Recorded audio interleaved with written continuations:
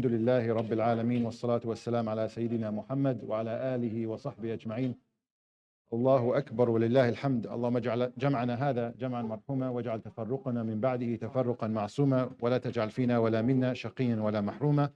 اللهم تقبل منا إنك أنت السميع العليم وتب علينا إنك أنت التواب الرحيم. السلام عليكم ورحمة الله وبركاته.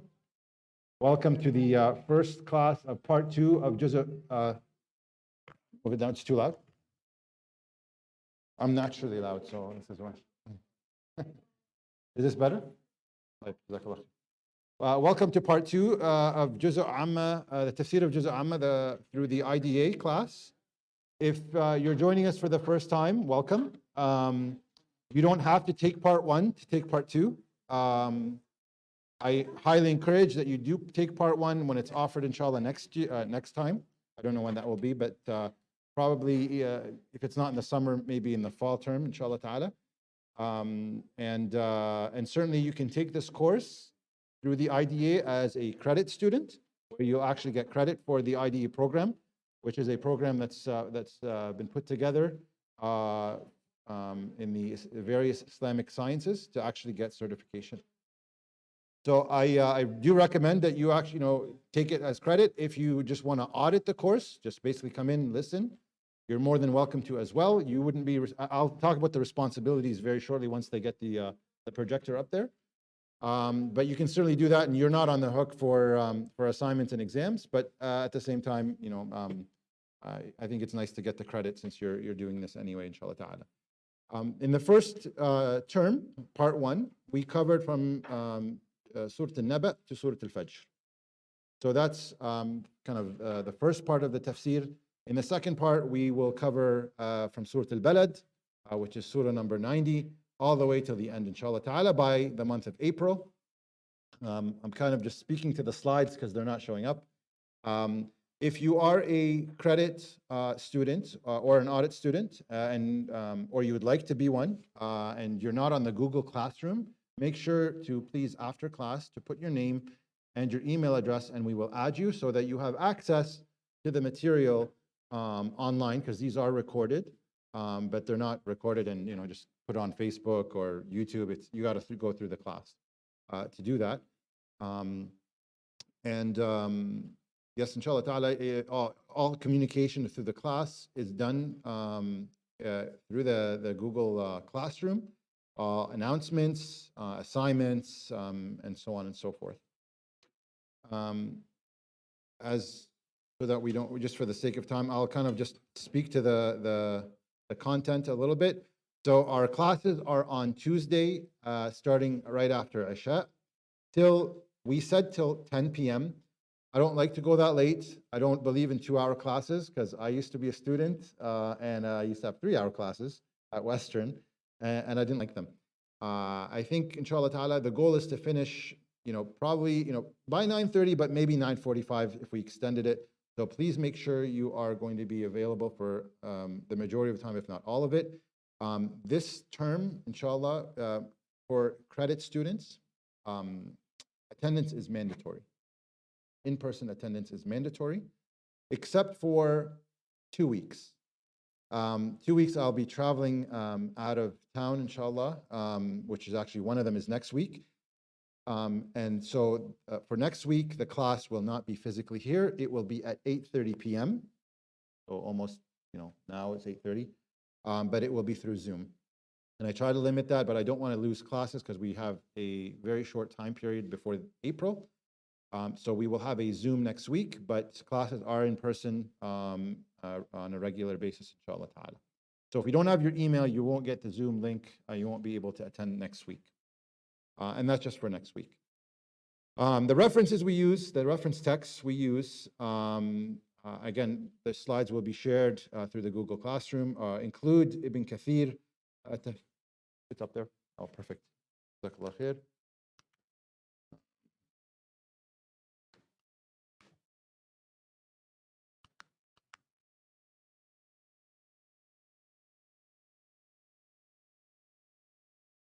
The references we use include Ibn Kathir, Tafseer of Tabari, Al-Qurtubi, and Ibn Ashur.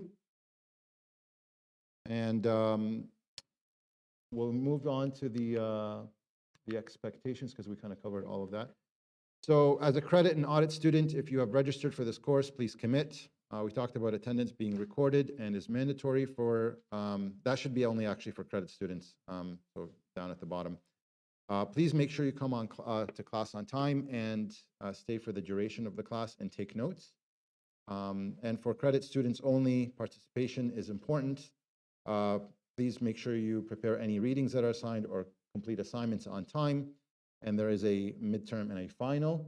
We already had the midterm for part 1, so we may have another midterm for part 2 and then a final for everything, inshallah. And if you're only taking part 2 so far, you'll get a midterm only, and then the final after you can complete part 1. Okay, with that, any questions before we actually proceed with the tafsir?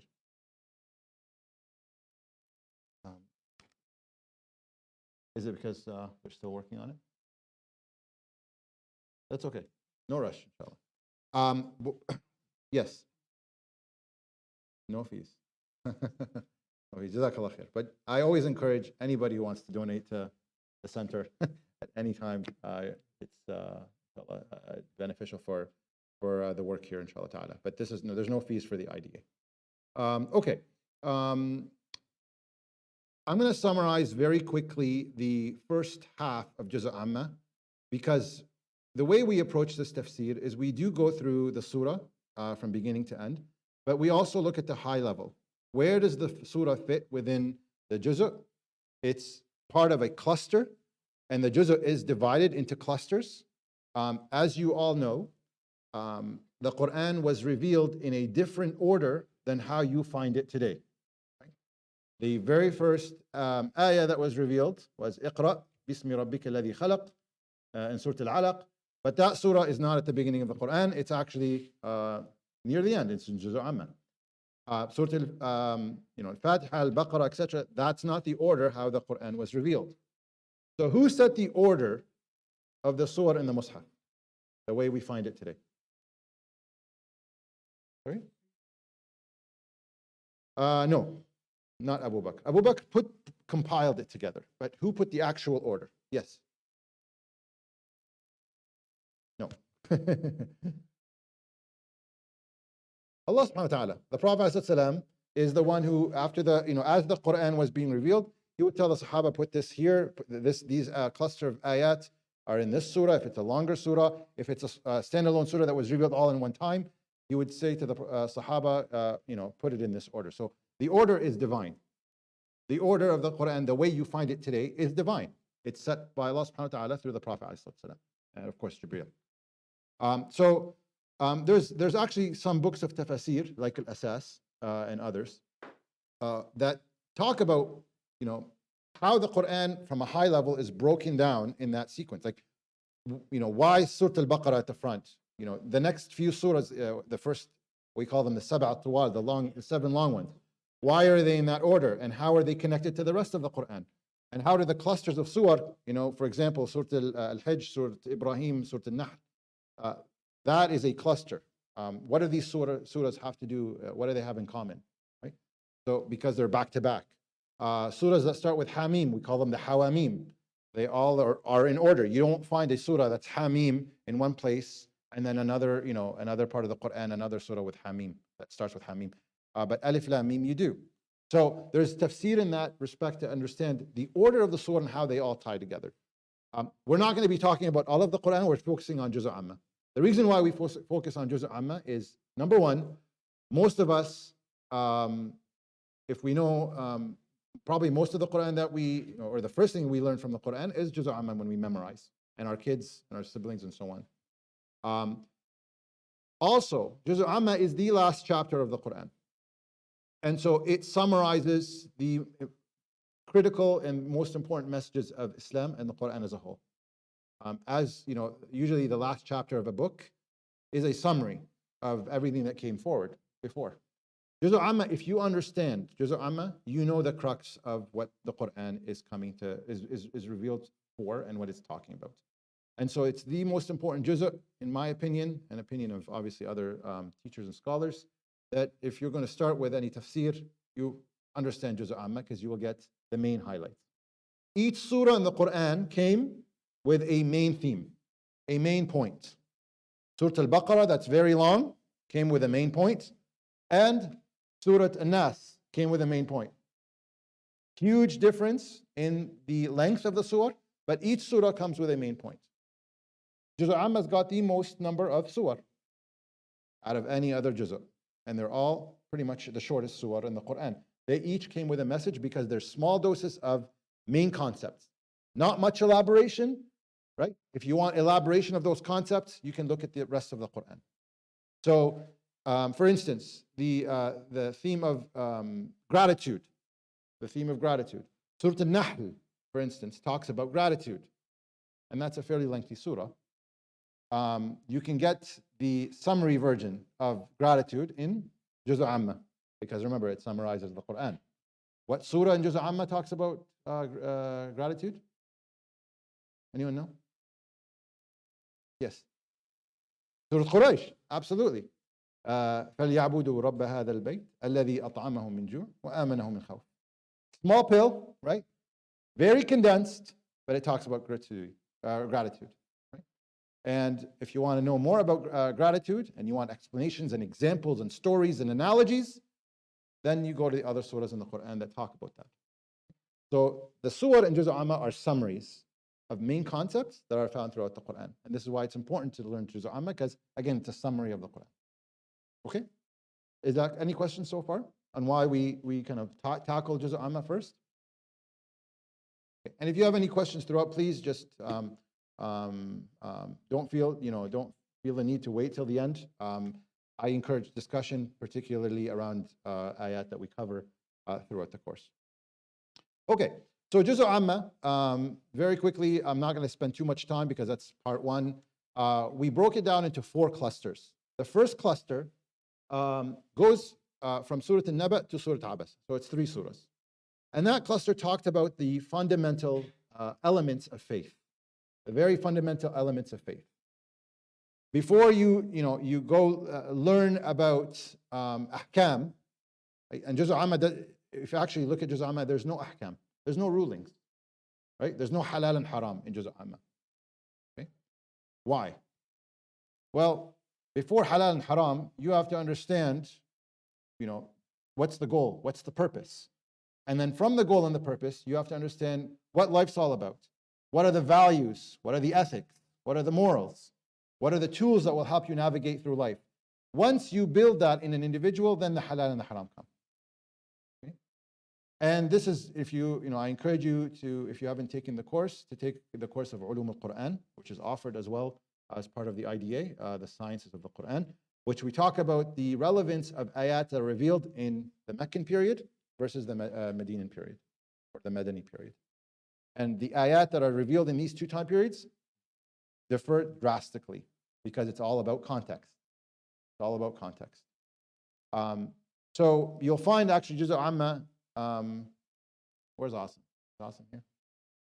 I always go to Asim for this question. Juz' Amma is predominantly revealed in which part of the Prophet's life? Yes, Mecca, right? Actually, there are some surahs where there's difference of opinion, but for our purposes, we take the stronger kind of opinions, and only 2 surahs out of the whole juz' are revealed in Medina. We haven't got to those yet, so we'll be covering those in this part, inshallah. So this is predominantly Meccan, and so the themes are there's no ahkam. There's no ahkam rulings, halal and haram. You should do this, you shouldn't do this. Because those ayats that have to do with the rulings came in Medina. Once you establish people's faith, once they understand the oneness of Allah subhanahu wa ta'ala, accountability in the day of judgment, there's Jannah and Nar, there are people that were sent prophets for guidance, etc., etc. Then after you form somebody's belief and they have a good understanding, then you come with the halal and haram, as Allah subhanahu wa ta'ala did when the Quran was revealed. Alcohol was not banned from day one. It was actually banned in Medina, not Mecca. You're allowed to drink alcohol in the Meccan period. It wasn't haram at the time. And so you'll find that Juz' Amma is predominantly Meccan, because there are no themes, there are no rulings or ahkam. So the first cluster talked about the essential elements of faith. And then the next cluster, which is cluster 2, talked about the concept of choice. The concept of choice. That there's a lot of scientific scholars and even just philosophers that discuss how the human being actually doesn't have very much choice. So if you look into science, things, they describe people if they're, and how they behave and how they act or react based on born or bred, right? Are you born with something, or are you taught this through the environment? And so is this part of genetics, or it's part of the environment? And there's a lot of obviously opinions out there on this concept of choice. Do we really choose, or is everything kind of set for us and we kind of just act it out? And the human being doesn't have very much choice. Islam is the only religion that came to emphasize the concept of choice. This concept that you have the freedom to choose. Allah subhanahu wa ta'ala willed for you, it was Allah subhanahu wa ta'ala's will and decree that you can choose whatever you want. You have the choice to do whatever you want, but it's only a limited time. After this limited time is done, you have no more choice. And on the day of judgment, there's no choice. A lot of these discussions or this dialogue you find in the Quran, قال الذين اتبعوا للذين اتبعوا. The people who are following told the people, or asked the people who they followed, right? This discussion of followers and leaders, you made us do this. No, you did it at your own accord, right? This discussion, because this is how people are in dunya. And so on the akhirah, there will be that discussion. قال الذين استكبروا للذين استضعفوا, or الذين استضعفوا للذين استكبروا. The people of power told the people who are following them that are weak, and vice versa. This discussion, you made us do this. Oh no, you followed us. It was your own will. Because there's a lot of confusion out there on this concept of choice. And Juz' Amma, in the next 5 surahs that we covered already in part 1, talked about this concept of choice. That you have the freedom to choose. With that freedom to choose, there's accountability. With that accountability, your choices are recorded, and there are consequences to your choices. The consequences of your choices are not just in the akhirah, but there's also in dunya. Choices have consequences in dunya. And you need to make sure that you take informed and educated decisions and choices, because there are things that you have no choice. That Allah subhanahu wa ta'ala created the human in every single human, there are these traits that you have no choice in. And so whenever you do have choice, make sure it's the right choice and make sure it's educated choice. Yes.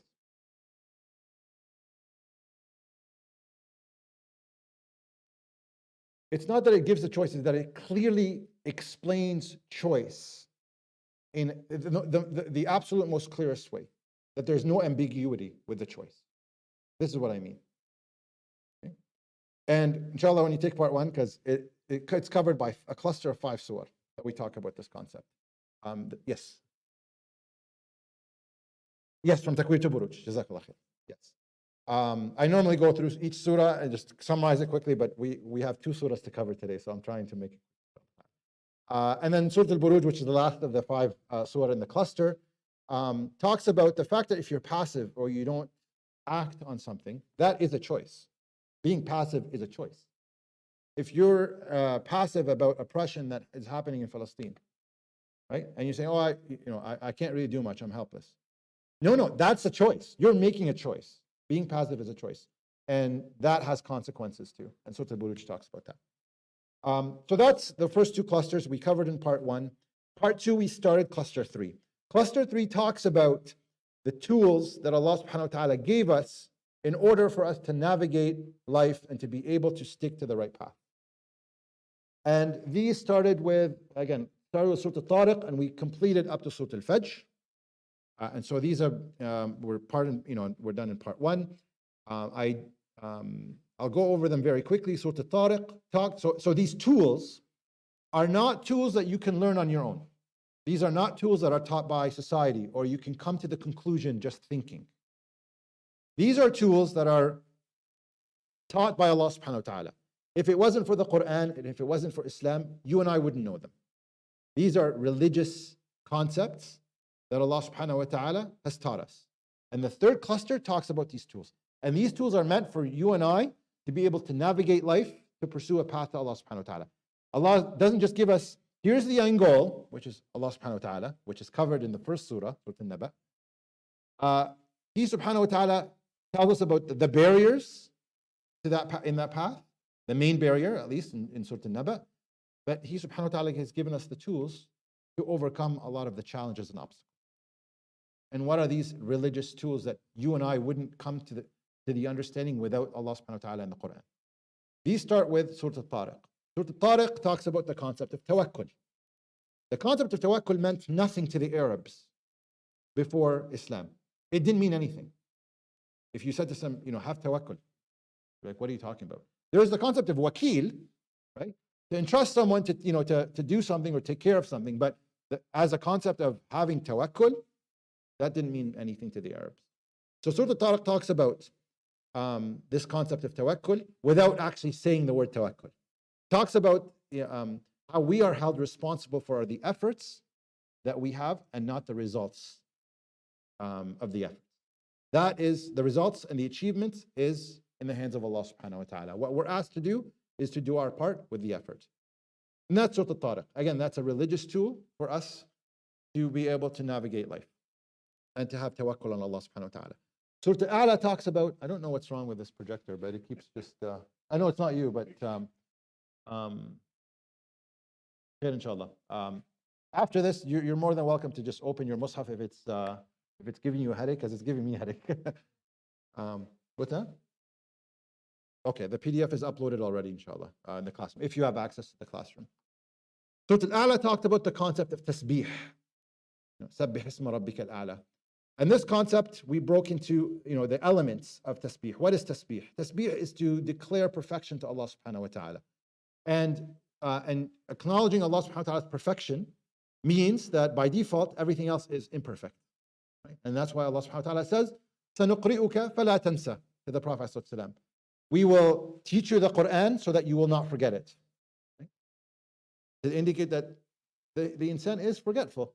Except the Prophet sallallahu alaihi wasallam, Allah subhanahu wa ta'ala promised him that he will not forget it, because he ﷺ would listen to the Quran once from Jibreel and he would know it already.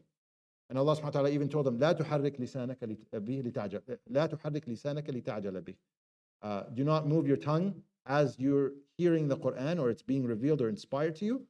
Allah subhanahu wa ta'ala, Inna alayna jam'ahu wa Qur'ana. We will compile this, you will remember it.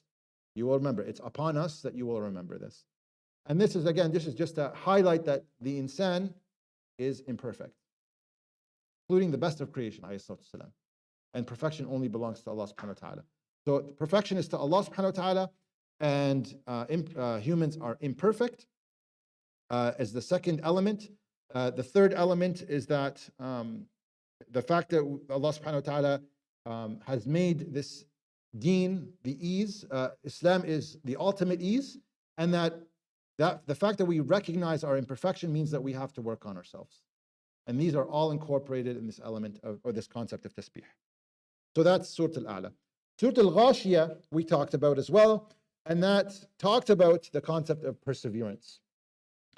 That whatever is happening in your life, no matter what challenges or difficulties you pursue, your goals, regardless of the situation and difficulties you're in, you have, even if you don't have any control over others, you have a duty to continue to fulfill your responsibility, even if everything is hard, even if I'm at the lowest point of my life, even if you're at the lowest point of your life.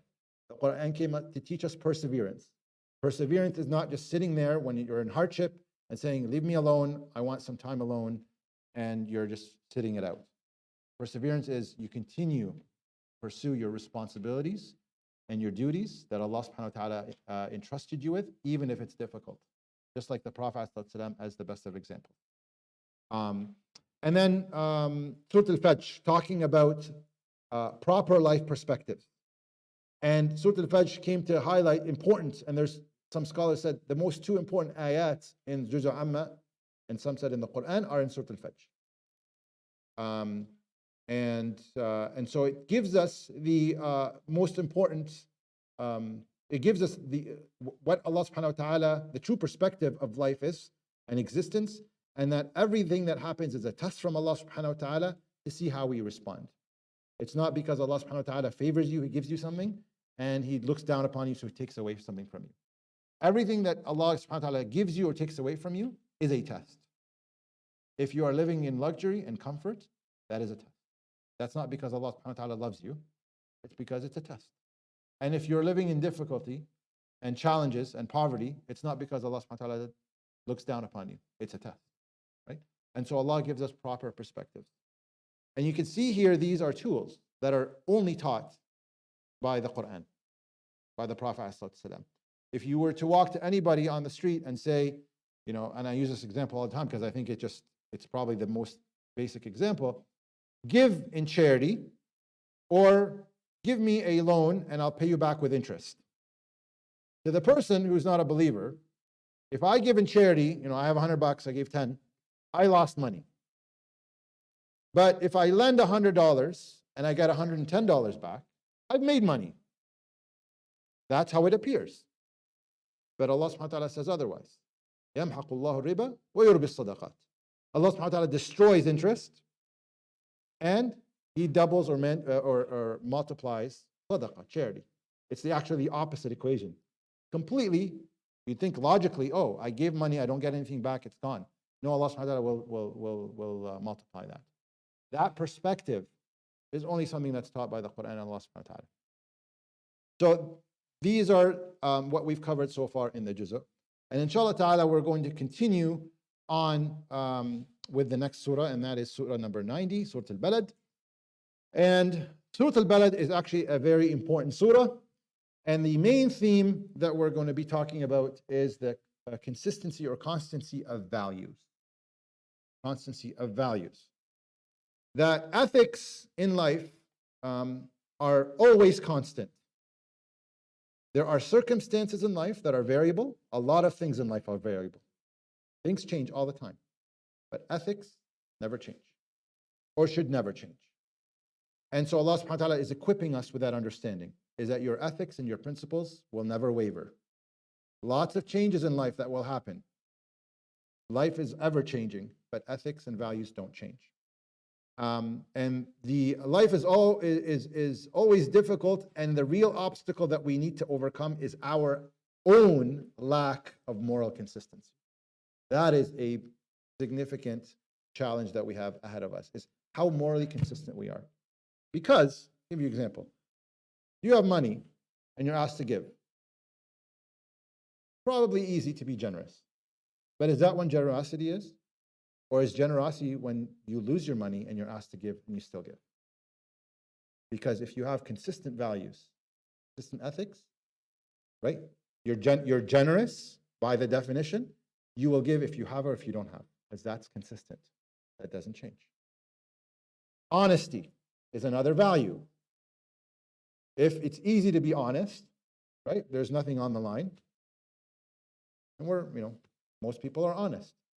But now when you're, the consequence of your honesty could compromise your position, your career, your wealth, whatever it is, are you going to be honest? Right? Are you going to be honest? And so this is what the surah is coming to talk to us about, is the consistency or constancy of values.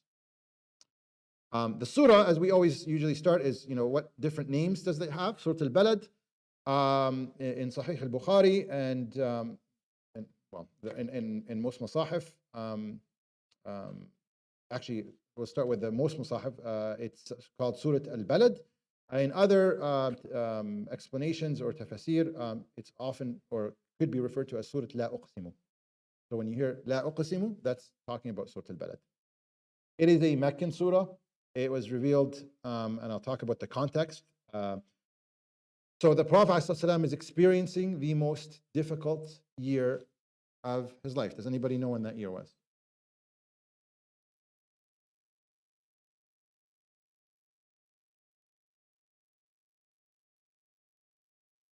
a little bit later. So it has a name actually. Yes, the year of sorrow, Am al-Huzn, right? And so the Prophet actually, the Prophet ﷺ was asked, it was assumed that his hardest day was Uhud. The Sahaba would ask him later on, your hardest day must have been Uhud because he lost a lot of companions and family. And the Prophet ﷺ responded back and he said, who told you Uhud was the hardest? The hardest was when I was in Qarn al-Tha'alib. That's the place between Ta'if and Mecca. And he described ﷺ as ahimu ala wajhi, which is an expression which means in English, I have no idea where I'm going. I don't know where to go next. Because if you look at the context, they just had a 3-year boycott, that they were being boycotted, right? They were eating leaves, the believers in Mecca. Then after that, some of the Sahaba had migrated to Abyssinia. Some stayed in Mecca. After that, the Prophet ﷺ's biggest support passed away. Khadija radiallahu anha passed away, and his uncle Abu Talib passed away. So he didn't have the internal support at home. He didn't have the external support in Mecca. So he ﷺ and the Sahaba were being persecuted, and he was being called names left, right, and center, and he was being threatened with his life. And when he is trying for at least 10 years now in Mecca to call people to Islam, and the past 3 years of the boycott, very few people became Muslim, and he felt like he was getting nowhere. He went to Ta'if. And the people of Ta'if, we all know the story. They rejected him, and they sent their children and their servants to start throwing things at the Prophet ﷺ and stones, where they injured him. And he was with Zayd radiallahu anh, and he left Ta'if bleeding ﷺ and sat below the tree, and he made the dua to Allah subhanahu wa ta'ala. So what happened was, he was at the most difficult period of his time ﷺ, and he sent Zayd back into Mecca, because what happened was, Ta'if told Mecca that the Prophet ﷺ came to us and he's trying to preach Islam. And so they, the people of Mecca found out about it and said, there's no way he's coming back in. There's no way he's coming back in. Now, put that in context. Mecca is haram. We call it al-haram, right? The Grand Mosque is called al-haram. Haram means you cannot do anything there that is, that's forbidden. That's haram. And Mecca was haram, that anybody who wanted to enter Mecca was allowed, wouldn't be stopped. This is even before Islam, right? People wanted to enter Mecca, they wouldn't be stopped. This is actually a practice that Sayyidina Ibrahim alayhi salam established. And Quraysh and the people of Mecca, they did keep some principles from the time of Sayyidina Ibrahim alayhi salam. Not all of them, but some of them. And one of them is the sanctity of the place. You come in anytime you want, and you are protected, and no harm will befall you. No harm will befall you. But Quraysh forbade the Prophet ﷺ from coming in. And so once we start reading the ayat, you'll see how Allah subhanahu wa ta'ala starts off the surah in that context. Think about it. The Prophet ﷺ, his grandfather, Abdul Muttalib, is the one who rediscovered Zamzam. The lineage of the Prophet ﷺ is all the way to Sayyidina Ismail alayhi salam. So, and he is from Banu Hashim, who is the most honorable of the tribes of Quraysh, of Mecca. The most honorable is the lineage of the Prophet ﷺ. So he was the best of them. And they knew that. And everybody loved him before the message of Islam. And his grandfather discovered Zamzam, and despite all of that, he was not allowed to go in. And so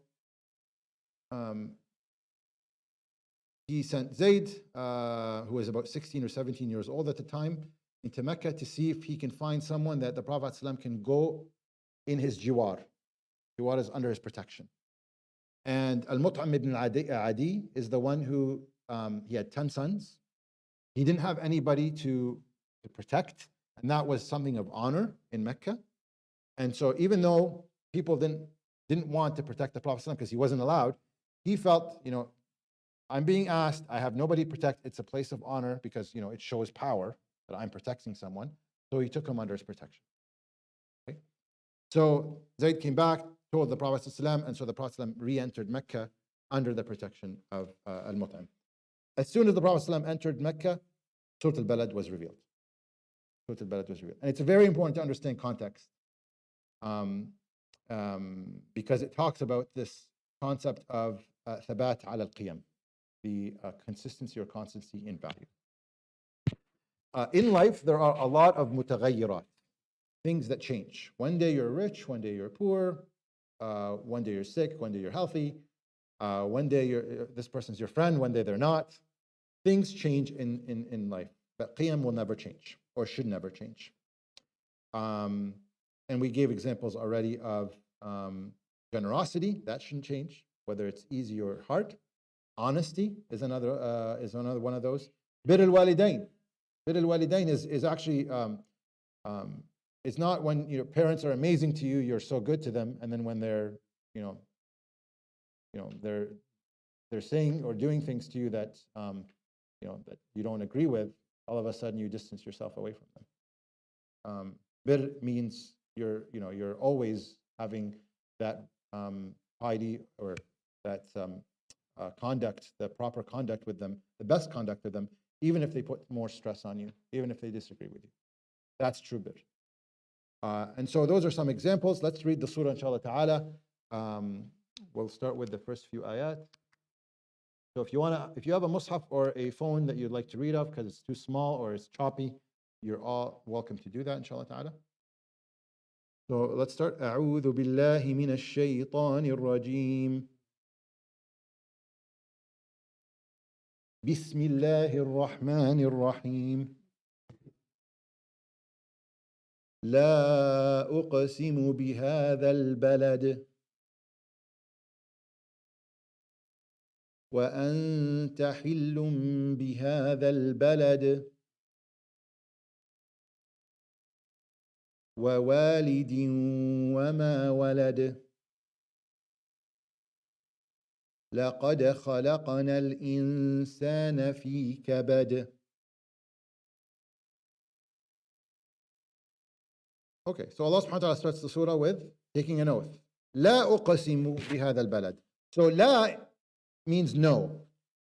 But la in this context, when Allah subhanahu wa ta'ala is taking an oath, it's actually an article of tawqid, of emphasis, to emphasize the oath. It doesn't negate the oath, it's actually to emphasize it. That's one way to look at it. The other way is, Allah subhanahu wa ta'ala is saying, La uqsimu, I don't need to take an oath, but I will take it. Okay? Both kind of emphasize the same thing. When Allah subhanahu wa ta'ala takes an oath, we talked about this in part 1 many times, so that the folks that already took the first class will know this, inshallah. When Allah subhanahu wa ta'ala takes an oath, two things that you need to make sure you pay attention to. Number one, what is Allah subhanahu wa ta'ala taking the oath by? And what is coming after the oath? Because if I sit here and I say, Allah al-Azim, uqsim billah, I'm taking an oath by Allah. What does that do to you? And I say, Wallahi al-Azim, Wallahi al-Azim. What does it mean? What does it do for you? It makes you pay attention, right? It's to emphasize what's to come. And so Allah subhanahu wa ta'ala is taking an oath to even, we should, every ayah in the Quran should be taken with emphasis. But Allah subhanahu wa ta'ala will say, I'm going to take an oath by something, and so pay attention to what's coming. So two things, what Allah subhanahu wa ta'ala is taking the oath by and what's coming after the oath. Okay? So, لا أقسم بهذا البلد. Allah subhanahu wa ta'ala is taking an oath by this balad, this city. What do you think Allah subhanahu wa ta'ala is referring to? Mecca. Mecca.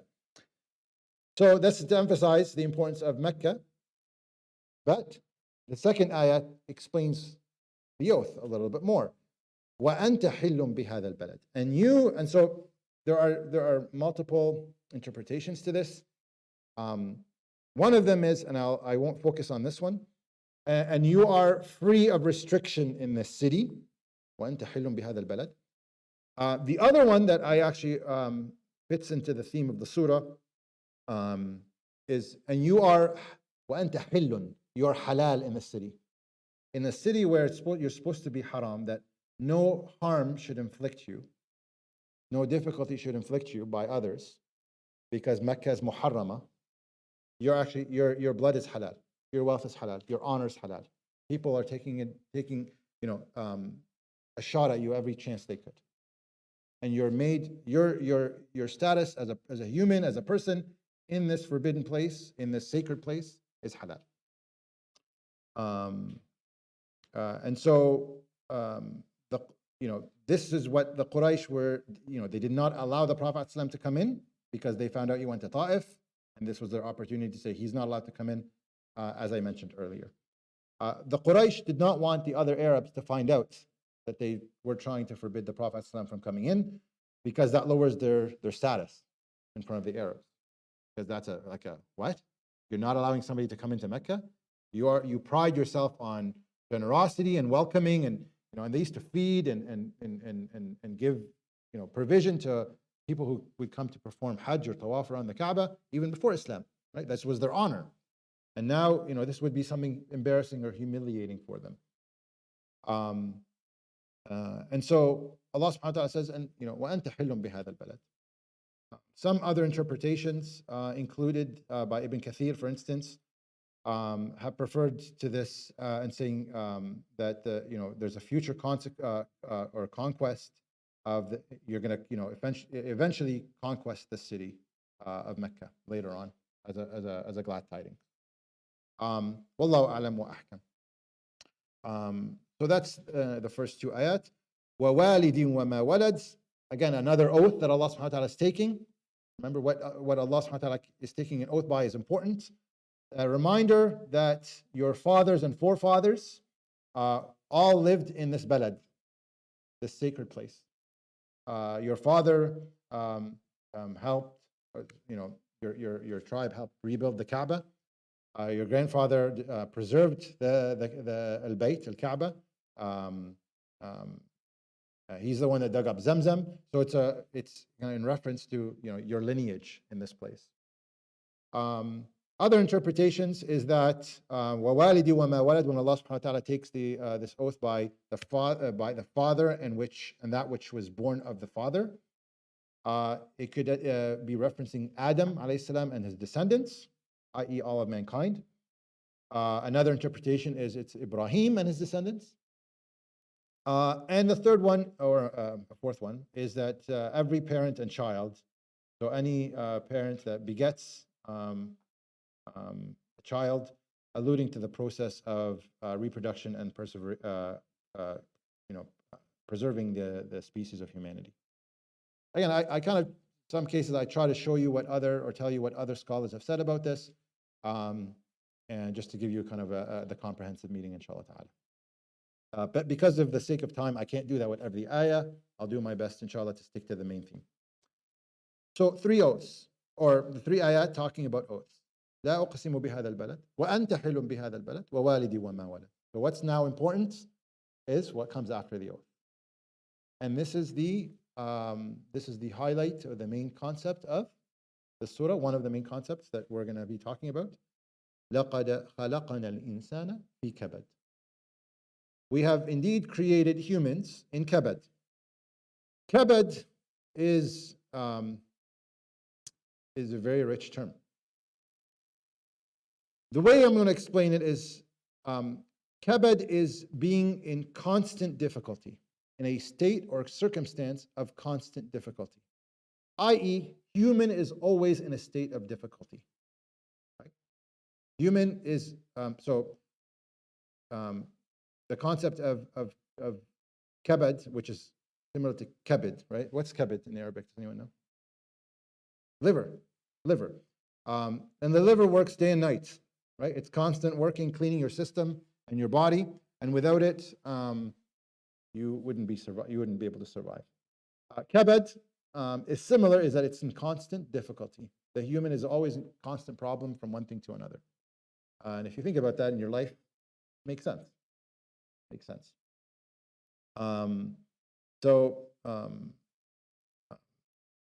This ayah is not really giving the Prophet ﷺ comfort, is it? You think now he's in Ta'if, he's just left Ta'if, he's alayhi he just re-entered Mecca, and you think there's going to be some way to, and there were ayat that soothed the Prophet ﷺ, but in this particular surah, it's not really soothing to say the human's always going to be in constant difficulty. When someone's going through a hard time, if you tell them that, it's probably, unless the person has a solid foundation and belief, they may take it the wrong way. Say, what do you mean? Like, give me a break. Right? Go easy on me. But Allah subhanahu wa ta'ala is not, in this ayah, is not actually giving comfort. So let's continue on with the ayat. أَيَحْسَبُ أَن لَّن يَقْدِرَ عَلَيْهِ أَحَدٌ يَقُولُ أَهْلَكْتُ مَالًا لُبَدًا أَيَحْسَبُ أَن لَّمْ يَرَهُ أَحَدٌ أَلَمْ نَجْعَل لَّهُ عَيْنَيْنِ وَلِسَانًا وَشَفَتَيْنِ وَهَدَيْنَاهُ النَّجْدَيْنِ. So after Allah subhanahu wa ta'ala says, we have indeed created human to be in constant difficulty, Allah subhanahu wa ta'ala asks a question, a rhetorical question. أَيَحْسَبُ أَن لَّن يَقْدِرَ عَلَيْهِ أَحَدٌ. Does the human think or believe أَن لَّن يَقْدِرَ, that somebody is not going to have qudra? Anybody will have qudra over him. What's qudra? Qudra can mean capability.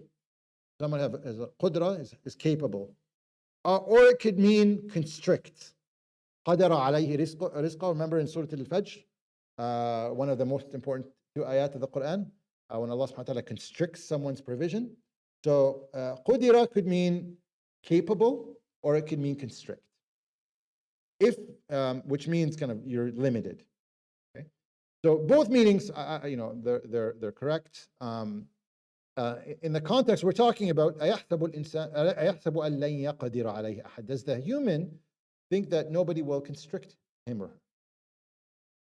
That they will not be constricted, which is a form of difficulty, right?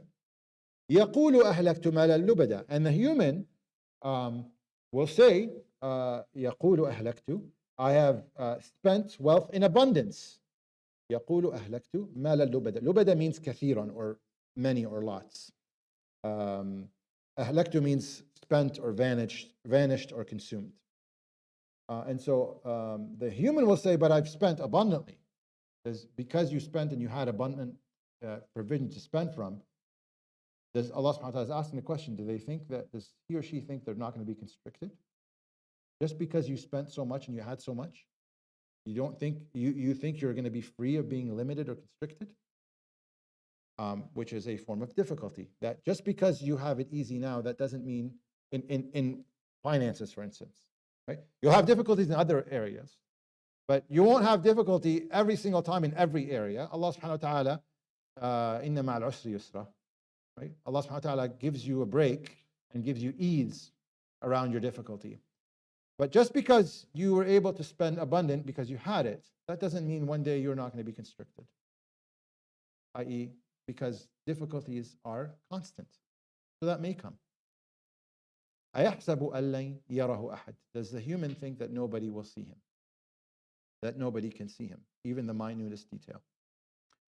And so Allah subhanahu wa ta'ala is telling us, so far in the surah, that the human is going to be in a constant state of difficulty or hardship. Yet the human, just because they're being given in one aspect of their life a lot, they think that they're not going to be constricted and that nothing will limit him or see him or her. And so Allah subhanahu wa ta'ala says, أَلَمْ نَجْعَل لَهُ عَيْنَيْنِ. Have we not given the human two eyes? Have we not given the human two eyes? And if you think about it, the one who gave you two eyes,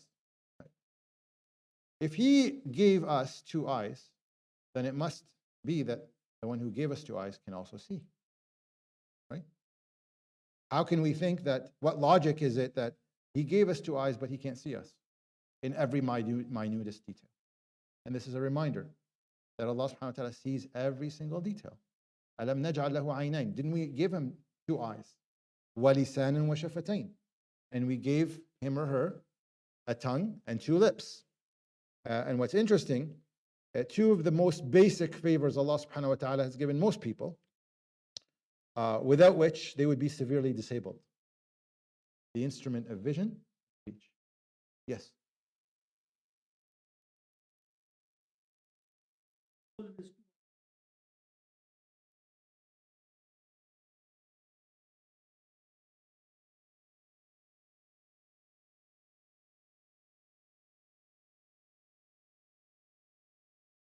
It's coming. So the next ayah, وَهَدَيْنَاهُ النَّجْدَيْن, alludes to the two paths. But Allah subhanahu wa ta'ala is saying, if does the human not think they could be constricted, or that nobody can constrict them rather, or nobody can watch over them? Hasn't He subhanahu wa ta'ala given us two eyes and a tongue and lips, faculties of speech, right? And it's as a student of tajweed, I love this because most of the makharij are actually come from the tongue, the makharij of the letters of Arabic. But certainly a lot of them, there are a few of them that come from the lips, but they're used, one of the most used letters in the Arabic language. And so you need both lips and tongue to speak. So these faculties of vision and speech. One of the Salihin, Al-Fudayl, recited this ayah one night and he wept. And the man asked him, why he wept, and he answered, have you ever spent a night thanking Allah subhanahu wa ta'ala just for giving you the two eyes for which you see? Just the eyes, nothing else, just thanking Allah subhanahu wa ta'ala. Have you ever spent a night thanking Allah subhanahu wa ta'ala for the tongue with which you speak? And if you just think about the eyes, how much are your eyes worth to you? If I offered you $1 billion, $1 billion, but I said, in return, I want your eyes, would you make that exchange? Some people are thinking about it. What's that? Absolutely not. So how much are your eyes worth? And this is just the eyes.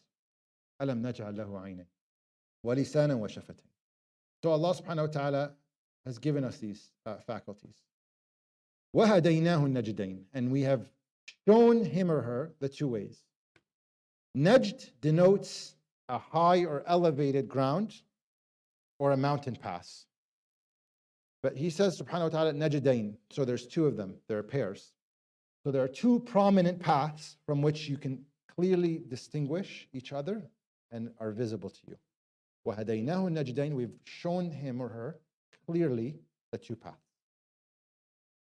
The two paths are elevated. They're not hidden. They're visible to you. And that's the path of right and the path of wrong. So because, and this is now coming to the theme, because your circumstances are hard and difficult, you want to act out of your own desire, because that's what people do when they're in difficulty. I'm in difficulty, leave me alone. I'm going to do whatever I want. I'm going to just, don't ask me to do A, B, and C. I'm feeling miserable. Let me be the way I am. And then they start doing whatever they want from a desire perspective. And by the way, a lot of challenges is that when someone is in difficulty, that's when a lot of people are at their weakest and they tend to fall into mistakes when they're weak, because they say, they start justifying it, and life is difficult and it's hard for me, and so it's okay if I do this. Or, you know what, Allah subhanahu wa ta'ala knows I'm going through difficulty, and they just start justifying. And that is dangerous, because that's what we're talking about, is constancy of values here. So somebody may stop what they're supposed to be doing just because of the way they feel. That no one can limit me now, that I will spend my time, my energy, my wealth in the way I want. But the human is always in kabad. The human is always in difficulty. So you can't do that. Like we said, humans will come, state of health and sickness. One day you'll have a lot, one day you'll have a little. And one day, you'll lose people, and one day you'll gain people, friends and family and so on. So If you ask rich people if they're happy, we assume they're happy. We assume famous people are happy, but they'll tell you. And we probably know a lot of people, celebrities, that have actually taken their own life. They're miserable because wealth doesn't bring you happiness. Fame doesn't bring you happiness. Power and control don't bring you happiness because the insan is in kabad. The insan is in kabad. Yes, there are people that have more trials than others. We're not saying everybody is consistent on the same level of trials and difficulty. But as a main concept, human is, so whenever you hit a roadblock or a problem in your life, just remind yourself, لَقَدْ خَلَقْنَا الْإِنسَانَ فِي كَبَدٍ. This is part of life. So what am I supposed to do then? What's the point of the surah if I'm constantly in difficulty? And the highlight of the surah is coming in the next ayah. So let's continue reading, inshallah ta'ala.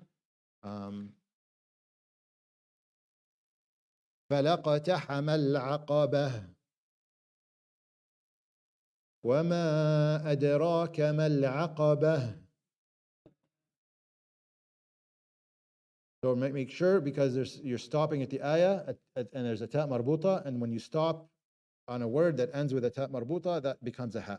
So make sure the ha is actually apparent when you're pronouncing. It's not فَلَقَتَحَمَ الْعَقَبَةِ, it's عَقَبَةِ. Okay. فَكُّ رَقَبَةٍ أو إطعام في يوم ذي مسغبة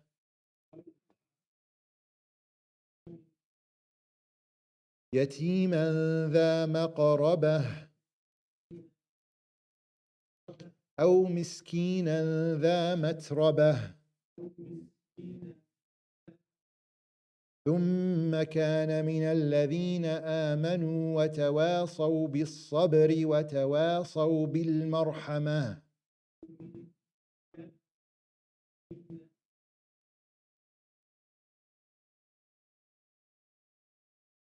أولئك أصحاب الميمنة والذين كفروا بآياتنا هم أصحاب المشأمة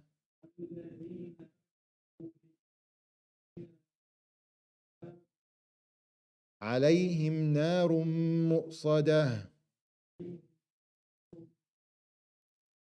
Okay, so Allah subhanahu wa ta'ala, after saying the insan is in constant difficulty, and Allah subhanahu wa ta'ala says, أَلَمْ نَجْعَلْ لَهُ عَيْنَيْنِ وَلِسَانًا وَشَفَتَيْنِ وَهَدَيْنَاهُ النَّجْدَيْنِ. The next ayah says, فَلَقَتَحَمَ الْعَقَبَةَ. And so the insan, iqtaham is to break through, al-aqaba is barriers or difficulty. So what's stopping the insan of breaking through the difficulty? Or why is the insan not breaking through the difficulty? فَلَقَتَحَمَ الْعَقَبَةَ وَمَا أَدْرَاكَ مَا الْعَقَبَةُ. And so Allah subhanahu wa ta'ala, what's the aqaba, right? What are the barriers? So وَمَا أَدْرَاكَ is to ask, the question is, what do you know of aqaba? And when Allah subhanahu wa ta'ala says وَمَا أَدْرَاكَ, the answer is coming. He's going to tell you what it is. فَكُّ رَقَبَةٍ. فَكُّ رَقَبَةٍ. That you free a slave. أَوْ إِطْعَامٌ فِي يَوْمٍ ذِي مَسْغَبَةٍ. And or you give food at a time of severe hunger. So what is this saying? Saying, yes, you're in difficulty. Yes, the insan's always in constant difficulty. It's always in kabad. But even if you're in difficulty, how do you break through the difficulty or the barriers? Free a slave. Give food when it's really needed and it's difficult. Did the Prophet ﷺ do these things? He did them all the time. But Allah subhanahu wa ta'ala is reminding him, do these things when you're your most difficult situation. Continue to do them. And this is the concept that we're learning in the surah. Because you're in difficulty, because you're in all-time low, that should not stop you from fulfilling your responsibility. And two of these examples, freeing a slave and feeding those who are really needy in a time of severe hunger. Continue to do. It's not a ticket to leave this person alone, let them rest, leave them, and just justify to yourself, I'm not going to do anything. I just want to take a break. Yes, you can take a break mentally from things, but this is something that's temporary. You still have to fulfill your responsibility. And how do you overcome the challenges? Is to continue fulfilling those. Yes.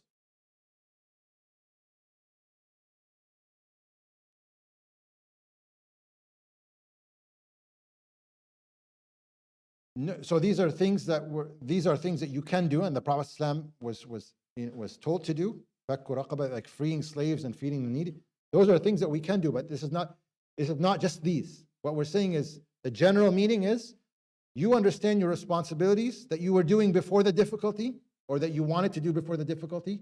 Don't let the difficulty stop you and say, you know what, I'm not going to do them anymore. How do you overcome your difficulty? By continuing to do them, by continuing to fulfill your responsibility. Because the insan will always be in kabad.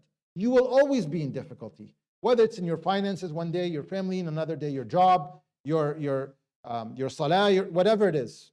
You'll always be in a form of difficulty. And so if the insan just goes from one difficulty to another and just keeps justifying that, no, you have no excuse. You need to continue persevering. You need to continue doing your responsibility. Yatiman dha masqaba, aw miskinan dha matraba. That the miskin, the one who's needy, right?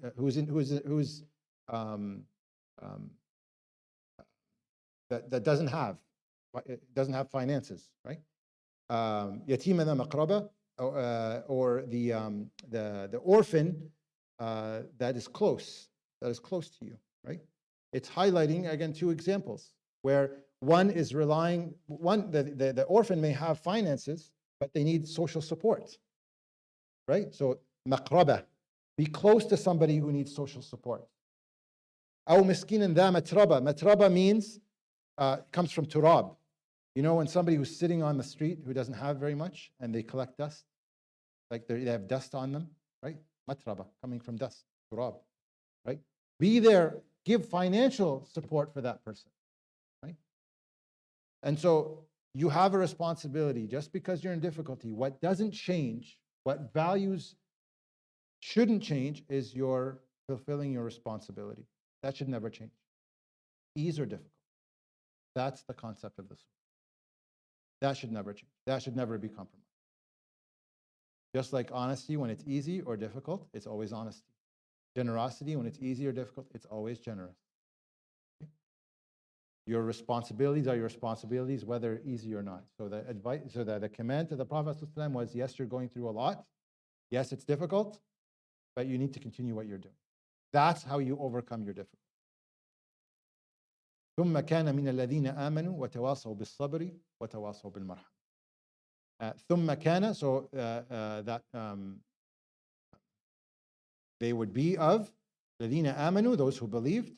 وتواصوا is collectively combining for the truth or supporting one another with truth, and marhama, and having compassion. And this is a very important concept, because what happens when someone is in difficulty? They start to isolate themselves. Allah subhanahu wa ta'ala is saying, when you're in difficulty, do not isolate yourself. وَتَوَاصَوْا بِالصَّبْرِ وَتَوَاصَوْا بِالْمَرْحَمَةِ. Tawasaw is collectively, with your community, with your group. Come together in patience through this challenge and have compassion together. So seek your support from your community, from the people around you. ثم كان من الذين آمنوا, and they would be of the people who believed, and they would تواصوا بالحق وتواصوا بالمرحمة. أولئك أصحاب الميمنة. These indeed are the people of the right. والذين كفروا بآياتنا, and those who reject or deny our signs, هم أصحاب المشأمة. Those are the people of the difficulty. SubhanAllah, mash'ama. Mash'ama comes from difficulty. So yes, you're going through a lot, but consistently be constant with your values, be constant with your responsibilities. Those who actually will be in difficulty are the ones who deny this. You will overcome your difficulty, but the true people who will be in difficulty are the ones who reject this. عليهم نار موصد. So the surah, it came to highlight the constancy of values that never change in whatever circumstance we are. or we find ourselves in, because the circumstance will always change. Any question or comments on Surah Al-Balad? I think because of the intro, we probably lost a lot of time. So I may be able to start Surah Al-Shams, but maybe not finish it. Any questions, Surah Al-Balad?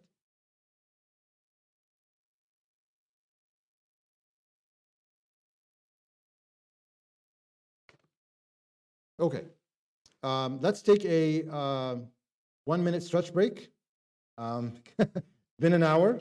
I do feel your pain, but again, we try to do this, by taking, one surah a day, and we won't finish the juz' in time, and so we were trying to do it only in 2 semesters. So take a short break, inshallah. Stretch. We'll start with Surah Shams very briefly, inshallah.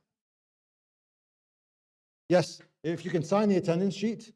We'll give exactly 3 minutes, so 9:15 we'll come back. 9:15 we'll come back. If you don't have your name and your email, please, and if you're here and you want to take it as credit, make sure you have your name as well. Assalamu alaikum. How are you? Long time no see. How are things? Are you in town? No, I'm in Cambridge now. Oh, mashallah, you're visiting?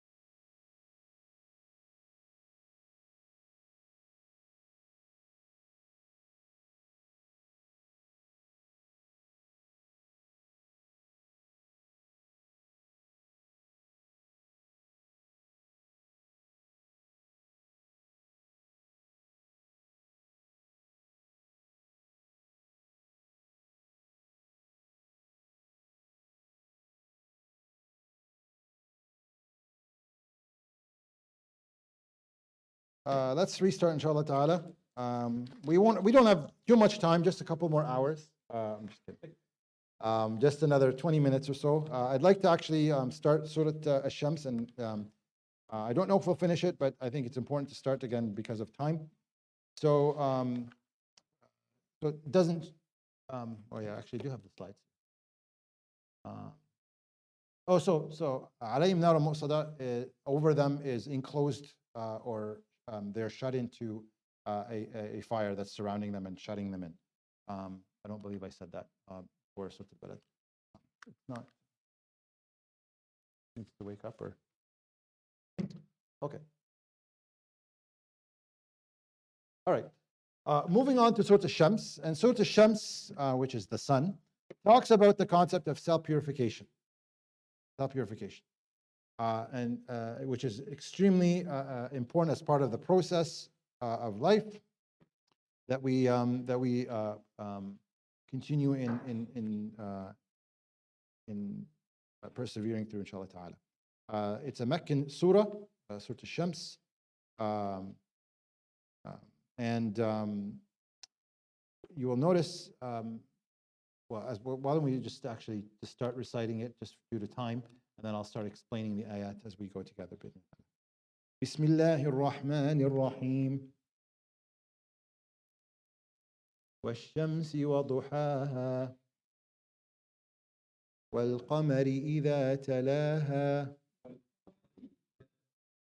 والنهار إذا جلاها والليل إذا يغشاها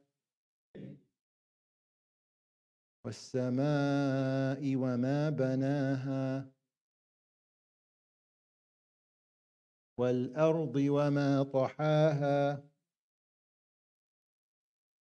ونفس وما سواها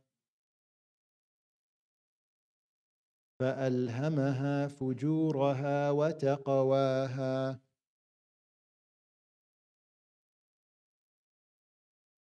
So this surah has by far the most number of oaths in a row than any other place in the Quran. Allah subhanahu wa ta'ala, 8 ayat in a row that have 11 oaths, back to back to back. Imagine if I said to you, Wallahi al-azim, uqsim billah, Wallahi al-azim, Wallahi al-azim, and I said it 11 times. That's probably the peak of your attention. Allah subhanahu wa ta'ala is taking these oaths all in a row. And so what's to come is extremely important, but also the oaths by which Allah subhanahu wa ta'ala is taking are important. Allah subhanahu wa ta'ala starts the surah by taking oaths by His creation. وَالشَّمْسِ وَضُحَاهَا. Shams is the sun. Duhaha comes from the word duha, which is the brightest part of the day. So Allah subhanahu wa ta'ala is taking an oath by the sun and the time when it's giving the brightest light of the day. وَالْقَمَرِ إِذَا تَلَاهَا, and by the moon and what it as it follows. Talaha is it follows. What does it follow? The sun, right? We have day and night that follow each other. And so Allah subhanahu wa ta'ala is taking so far oaths by creation that we have no control over, nothing. And it's just to show His power subhanahu wa ta'ala. Shamsi wa duha wal qamari idha talaha wal nahari idha jallaha, and by the day, and when it jallaha is when something is hidden and is then revealed, or it could be seen.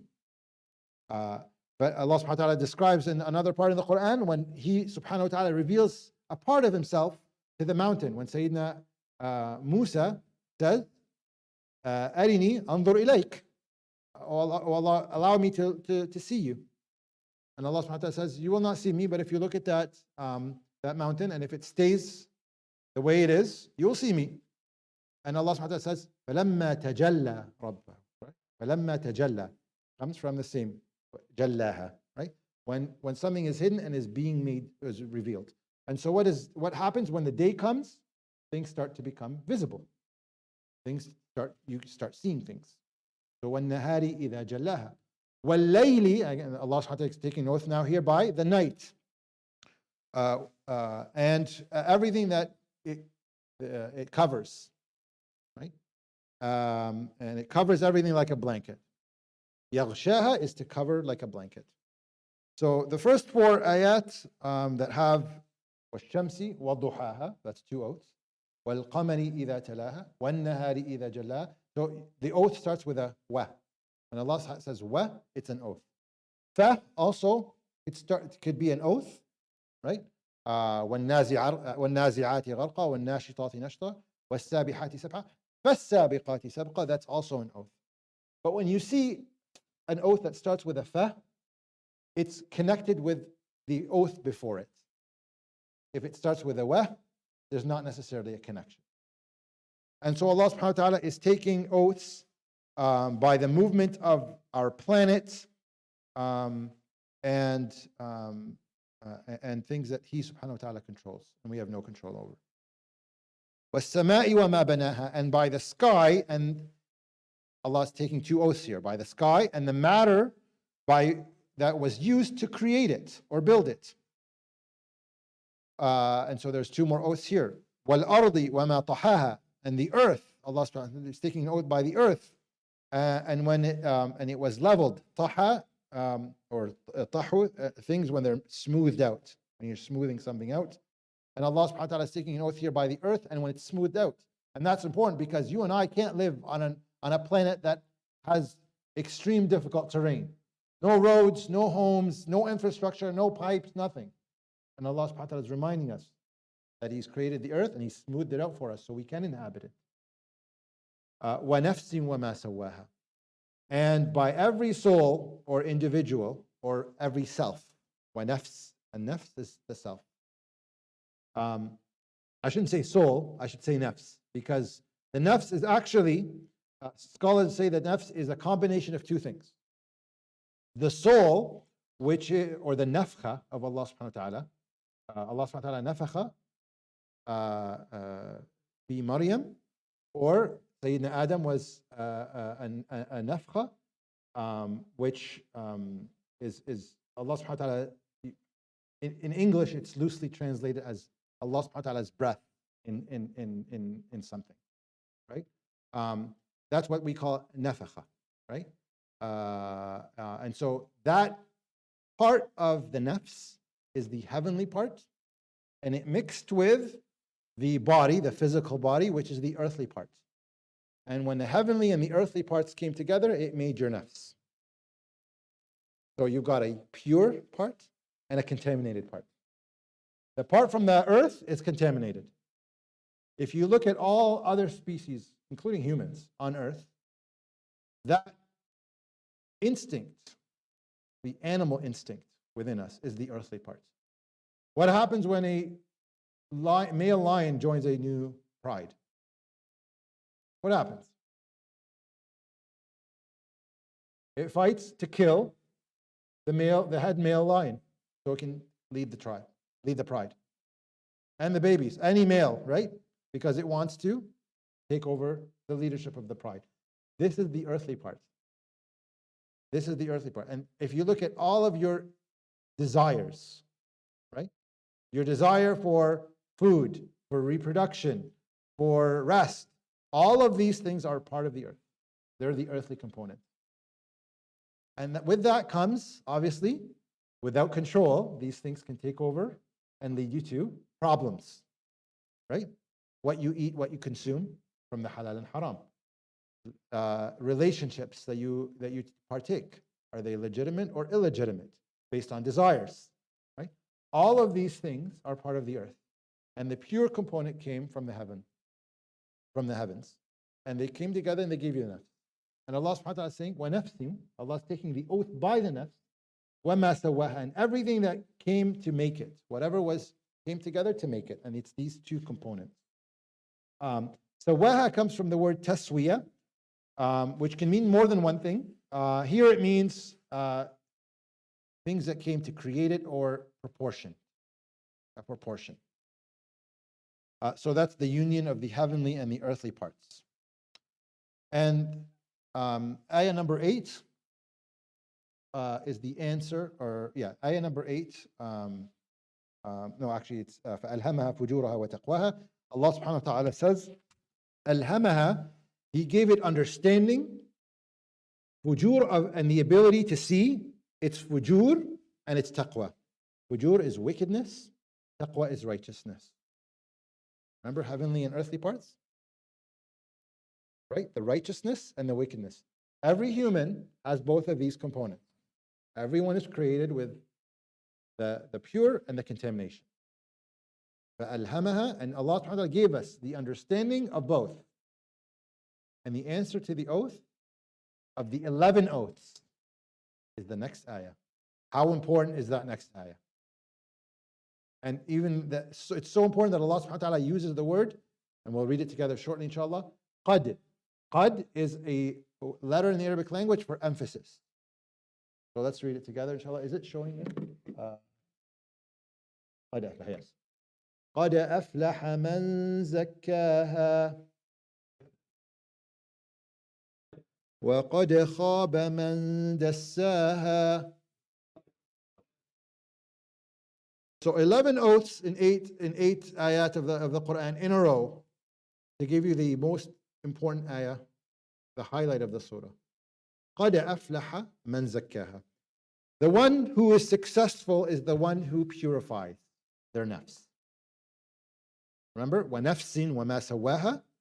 That nafs, قَدْ أَفْلَحَ مَنْ زَكَّاهَا. Whoever purifies that nafs is successful. Now in Arabic, success, there are two meanings of success. Falah and najah. Najah or aflah. Najah is used when it's earthly success. You succeeded in your exam, أنت نجحت. أو أنت نجحتي. You succeeded. Falah is success in dunya and akhirah. And so Allah subhanahu wa ta'ala tells you that whoever purifies their nafs will succeed in dunya and akhirah. قد أفلح. أفلح من زكاها. So it's not just people misinterpret this. They think, oh, whoever purifies it will get it in the akhirah. No, you also get it in dunya. That's a big misinterpretation that people have. The consequences of purifying yourself, you will see in dunya as well. You will definitely see the beauty of and the sweetness of iman, the connection with Allah subhanahu wa ta'ala, the longing for Allah. The fact that when it's time for prayer, you long for prayer. You look at your time and say, when is the time for prayer? Because I'm longing to go and meet Allah subhanahu wa ta'ala. That is an immediate effect in dunya. It's not an akhirah effect. That's the product of purifying your soul, or your nafs, because soul is different. And so I'm going to read a few examples for you, and I'd like you to actually note them down, not necessarily maybe for the course, but I like to read them because these are good ways for us to gauge our level of purity and relationship with Allah subhanahu wa ta'ala. Okay? First of all, if we realize that if we think that we are pure, that means we're probably not pure. Because nobody would see themselves as somebody who's made it, right? The fact that you've made it is a bad sign that that is actually crept into your heart, perhaps through shaitan or through your own nafs, that that what we call in English or ujb in Arabic. Sorry, what's the Arabic word for ujb or English word for ujb? Being, I guess, self-righteousness, seeing yourself as self-righteous. And that's a problem. That's a disease of the heart. Al-ujb is one of the major diseases of the heart.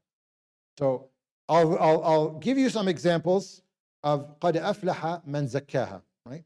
So zakkaha is when you stand in prayer and you're not thinking about anything or anyone else but the one who you're praying to. Zakkaha is when you follow his command, subhanahu wa ta'ala, but you know the status, because you know the status of the one who commanded you. You know his status, so you follow everything he says, subhanahu wa ta'ala. Zakah is when someone is doing better than you in dunya, in the same specialization or the thing that you're doing. They're doing better than you, and you don't feel jealous. In fact, you feel great for them and you want them to succeed. That's zakah. Zakah is when somebody does attain more success than you and you still pray for them, for their success. Zakah is when you care about the state of the jama'ah more than the state of yourself. I.e., I have interests, but the interests of the bigger group is more important. than the interest of myself. Jama'ah trumps the individual. Zakah is when you're alone and you refrain from haram because you know that the one who created you sees you and hears you at all times, especially when you're alone. Zakah is when you attribute your success to Allah subhanahu wa ta'ala, not because of your capabilities or your skills or your knowledge. Zakah is someone who's selfless, who when they achieve something, they recognize Allah subhanahu wa ta'ala and they attribute it to Allah. And when they have something, they recognize it's from Allah and it's not mine, and I give it because it's Allah subhanahu wa ta'ala. So there's multiple examples. And so these are just gauges, examples to gauge ourselves. How well are we doing? Do we have jealousy? Do we have pride? Do we put people down to elevate ourselves? Do we wish bad for people? Somebody wrongs us. Do we wrong them back?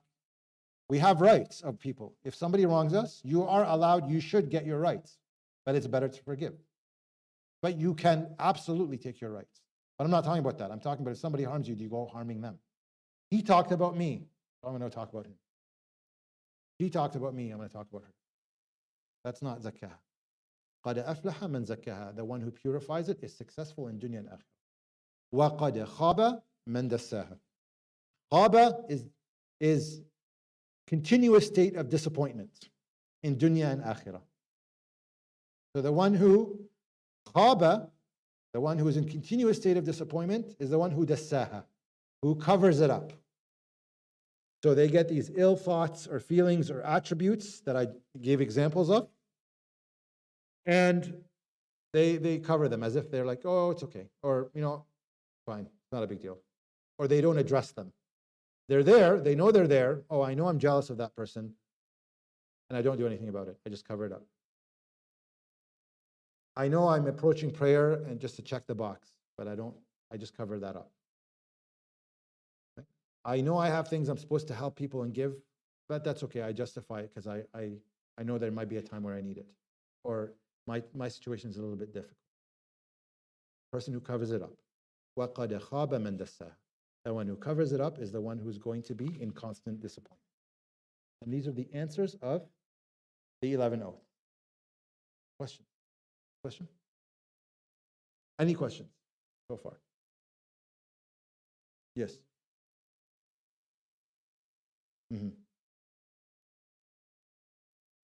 No. It's just it's describing the ayah before. Because it's introducing to you that there are two states that are within the nafs, al-fujur and taqwa.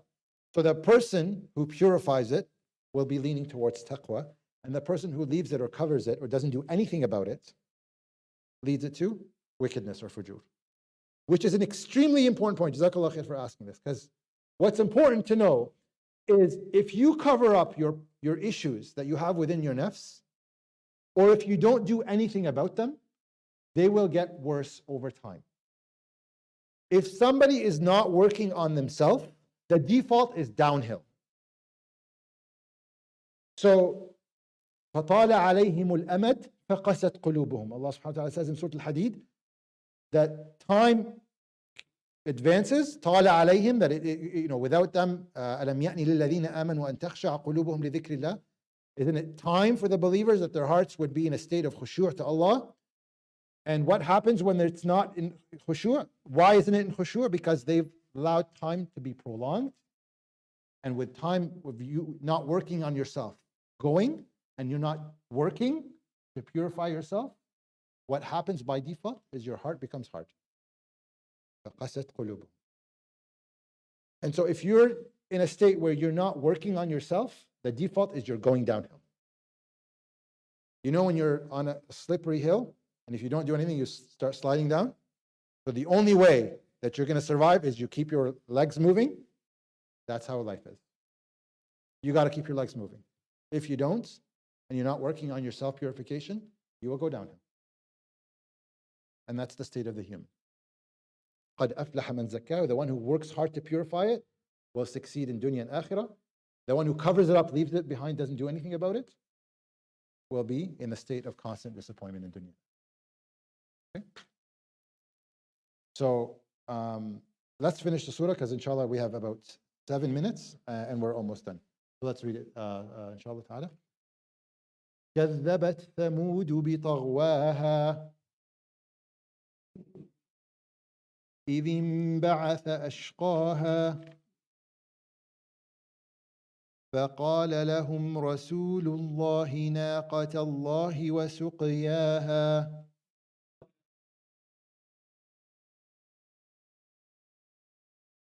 فكذبوه فعقروها فدمدم عليهم ربهم بذنبهم فسواها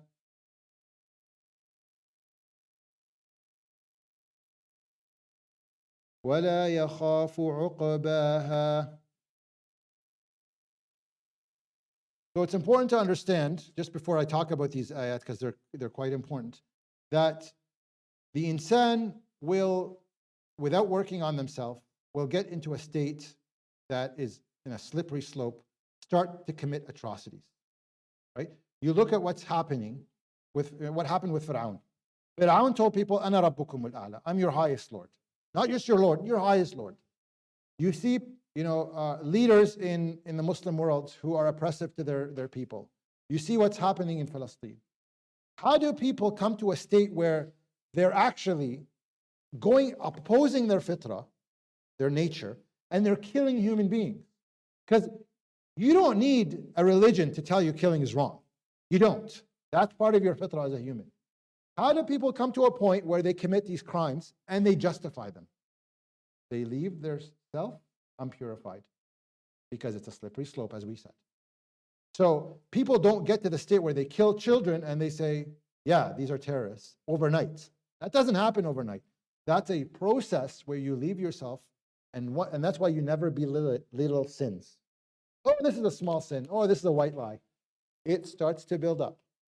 And the small snowball, as it rolls down, it gets bigger and bigger and bigger until it's basically an avalanche that you can't control, that's destroying everything.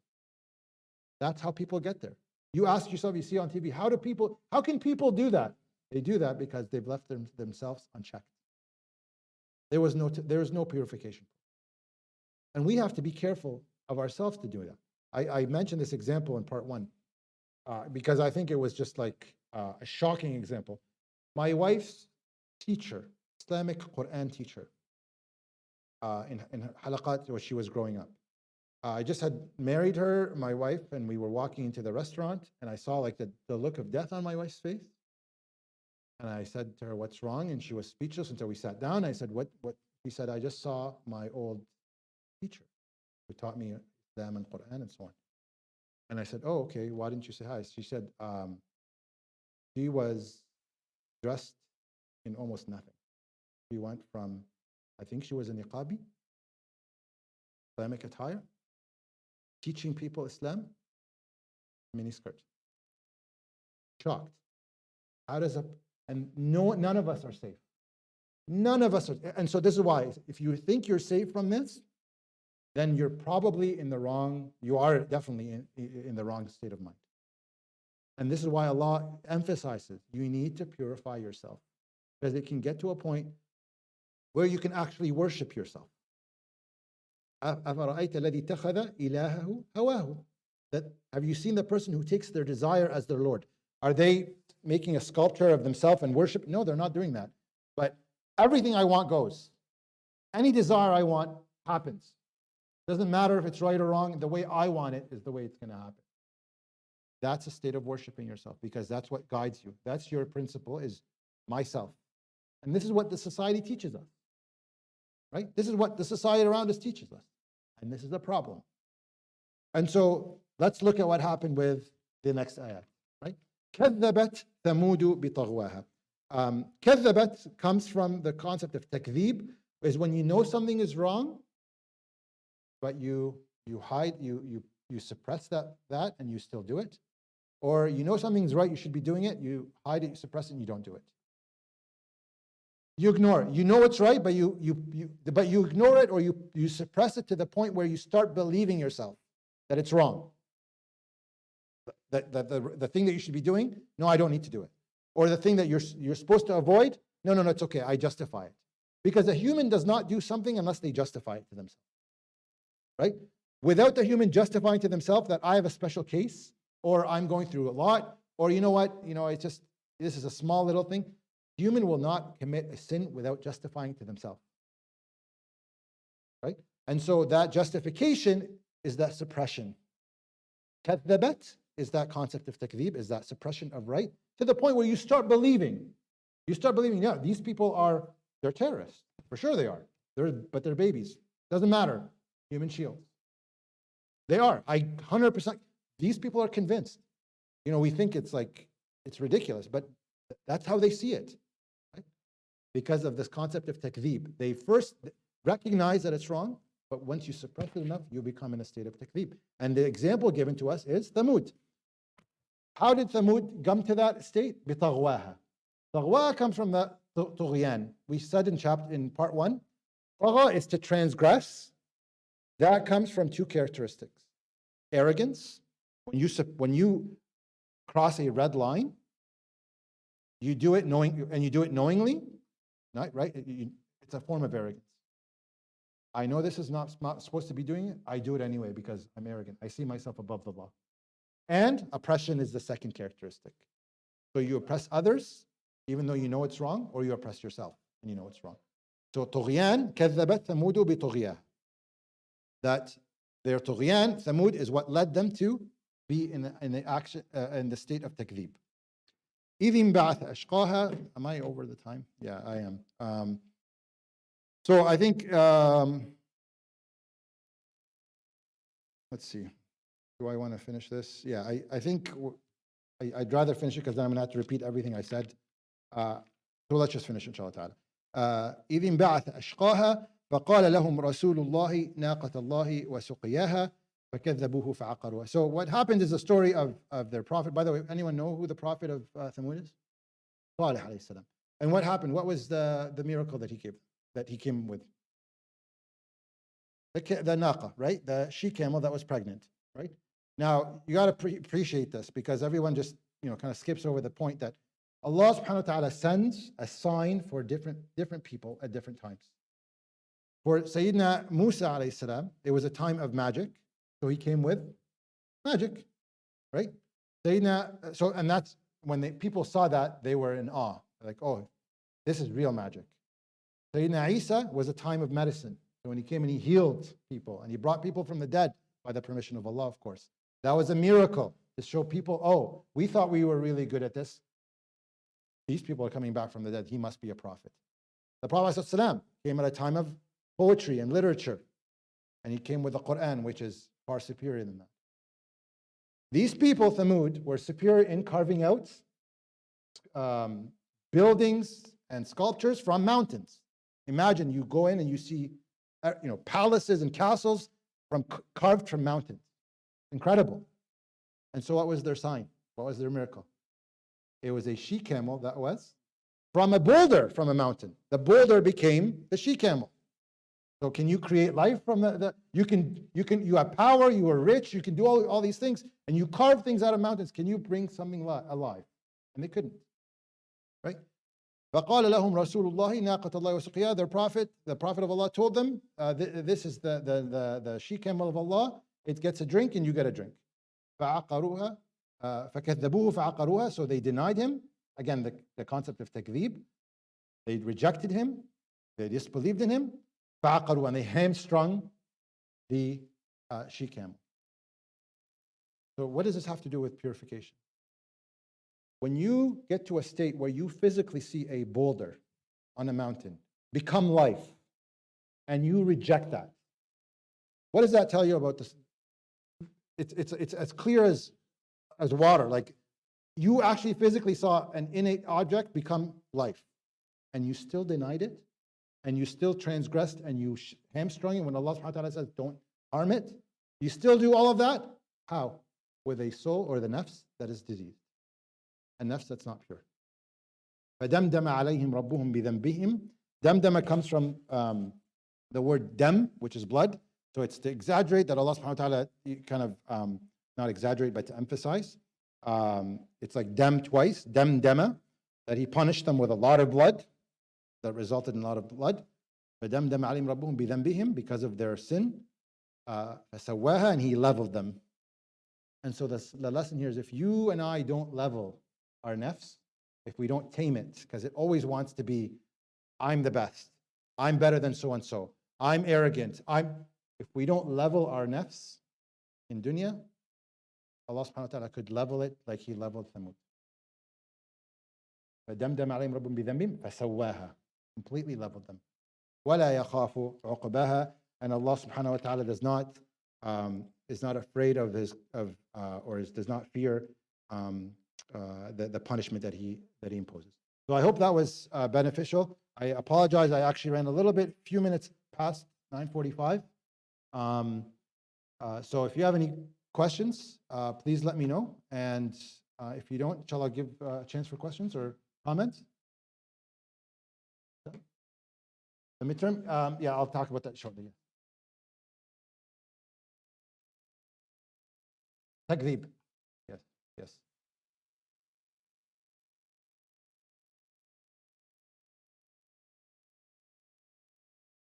وَنَفْسٍ وَمَا سَوَّاهَا, the nafs and by the matter which came to make it. Right? So I talked about the heavenly and the earthly parts. What the nafs is the oath, and وَمَا سَوَّاهَا, and whatever came together to create it or proportion it. Allah is taking an oath by that as well. Okay. Jazakumullah khair. Before I close, next week, there is no physical meeting here.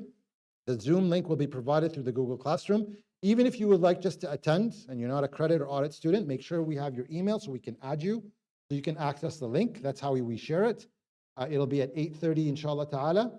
And because it's Zoom, I hate doing it through Zoom, but I have to because I'm out of town, unfortunately. So it'll only probably be an hour. So I won't, an hour and 10 minutes, so I won't go past this time. And you'll be inshallah from the comfort of your home. So you can pray Isha here and you have time to get home for 8:30 start. And then the following week, inshallah, we will come back at Isha time and we'll continue. If you wrote the part 1 exam and you'd like to know your mark and look at your exam, I can stick around inshallah for a few minutes to do that. And with that, inshallah ta'ala, jazakumullah khair. Make sure you have your email name again for attendance. سبحانك اللهم وبحمدك نشهد أن لا إله إلا أنت نستغفرك ونتوب